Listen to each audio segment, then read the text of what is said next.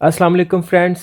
सर्दी शुरू होते ही हमें गर्म पानी की ज़रूरत पेश आ जाती है। हम बहुत से तरीक़ों से पानी को गर्म करते हैं। बहुत तरह के गीज़र मार्केट में अवेलेबल हैं जो आम तौर पर दो चीज़ों से ही चलते हैं। नंबर एक बिजली, नंबर दो गैस, और तीसरा तरीका सोलर का भी है जो अभी इतना आम नहीं हुआ क्योंकि इसकी इंस्टॉलेशन अभी महंगी है। बिजली और गैस के फर्दर दो टाइप के गीज़र होते हैं। नंबर एक इंस्टेंट और दूसरा स्टोरेज वाला गीज़र। और अब स्टोरेज को कम करके तीसरी किस्म सेमी इंस्टेंट भी निकाल दी गई है। इवन के क्विक इंस्टेंट गीज़र भी मुतारफ हो चुके हैं जो सिर्फ एक ही स्पेसिफिक जगह पर लगते हैं, लाइक सिंक या बेसन वगैरह, और ये सिर्फ 3 से 5 सेकंड में पानी को गर्म कर देते हैं और टैप खोलते ही ऑन होते हैं और टैप बंद करते ही बंद हो जाते हैं। मतलब गर्म पानी बिल्कुल भी ज़ाया नहीं होता। एक वक्त था जब एक ही किस्म का गीज़र मिला करता था, तब हम सिर्फ फैमिली के हिसाब से उसकी कैपेसिटी के बारे में सोचते थे और लगवा लेते थे।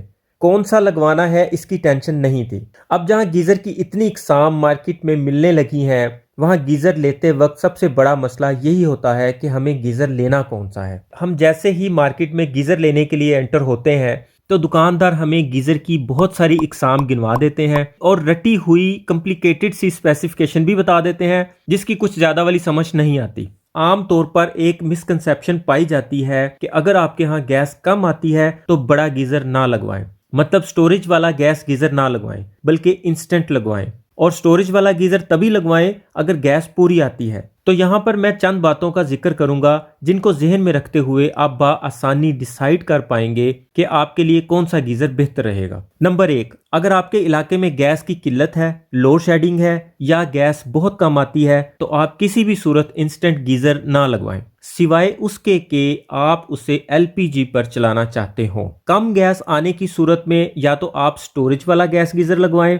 क्योंकि स्टोरेज वाले गीज़र को आप गैस की मौजूदगी में किसी भी वक्त पानी गर्म करके स्टोर कर सकते हैं और गैस की लोड शेडिंग के दौरान भी गर्म पानी इस्तेमाल कर सकते हैं, क्योंकि लोड शेडिंग के दौरान भी गैस पूरे दिन में कभी ना कभी आती ही है, भले मिडनाइट से अर्ली मॉर्निंग तक ही आए। तब आप स्टोरेज वाले गीज़र में पानी गर्म करके सुबह के इस्तेमाल के लिए रख सकते हैं और बंद गीज़र से भी गर्म पानी ले सकते हैं। फ्रेंड्स, ये वही गीज़र है जो कभी बॉयलर कहलाता था। इसमें आमतौर पर लकड़ियां जलाकर पानी गर्म किया जाता था। अब उन लकड़ियों की जगह पर गैस का इस्तेमाल किया जाता है और इसे गैस से गर्म किया जाता है। ये गीज़र गैस के कम प्रेशर पर भी अच्छा काम कर जाता है, सिर्फ इसकी सेटिंग करनी पड़ती है, जिसकी वीडियो मैं दे चुका हूं। आप वो चैनल पर भी देख सकते हैं, डिस्क्रिप्शन में भी उसका लिंक मौजूद होगा। और अगर गैस की भी प्रॉब्लम है और सिलेंडर यूज करना भी फिजिबल नहीं लगता तो फिर इलेक्ट्रिक गीज़र की तरफ चले जाएं। उसमें आप अपनी जरूरत के मुताबिक इंस्टेंट का भी इंतखाब कर सकते हैं और सेमी इंस्टेंट का भी इंतखाब कर सकते हैं, जबकि इलेक्ट्रिक में स्टोरेज वाला गीज़र महंगी बिजली होने की वजह से बहुत महंगा साबित हो सकता है। हाँ, स्टोरेज वाले गैस गीज़र में गैस के साथ इलेक्ट्रिक का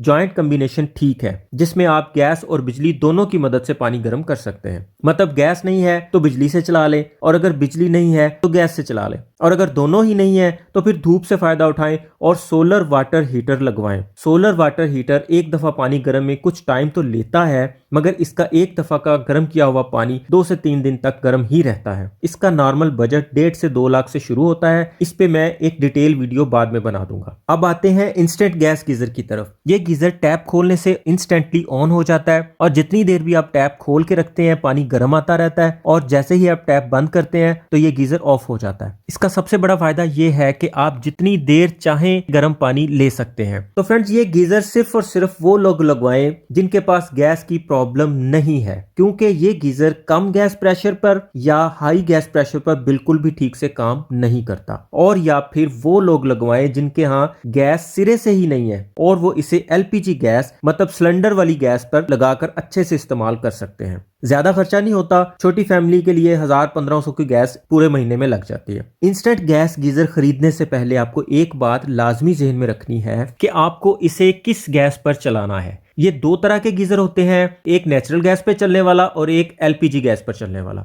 नेचुरल गैस वाला गीज़र एलपीजी पर नहीं चल सकता और एलपीजी वाला गीज़र नेचुरल गैस पर नहीं चल सकता। और अगर आपको नेचुरल गैस वाला एलपीजी पर चलाना है और एलपीजी वाला खरीदा हुआ था और अब आपके पास नेचुरल गैस आ गई है आपके इलाके में और आप इसे नेचुरल पर चलाना चाहते हैं, तो इसके लिए आप मुझे कमेंट में बताइएगा, मैं इसकी वीडियो बनाकर अपलोड कर दूंगा। आप खुद घर में बड़ी आसानी से इसे कन्वर्ट कर सकेंगे। क्योंकि इसमें पानी स्टोर नहीं होता, तो जिस वक्त आपको गर्म पानी चाहिए हो उस वक्त अगर लोड शेडिंग होगी, गैस नहीं होगी, तो ये उस वक्त ऑन नहीं होगा और आपको गर्म पानी नहीं मिल पाएगा। इस गीजर के तमाम फॉल्ट्स की वीडियोस भी मेरे चैनल पर मौजूद हैं, आप वो भी विजिट कर सकते हैं। उम्मीद है ये वीडियो देखने के बाद आपको अपने लिए गीजर चूज करने में बहुत आसानी हो जाएगी।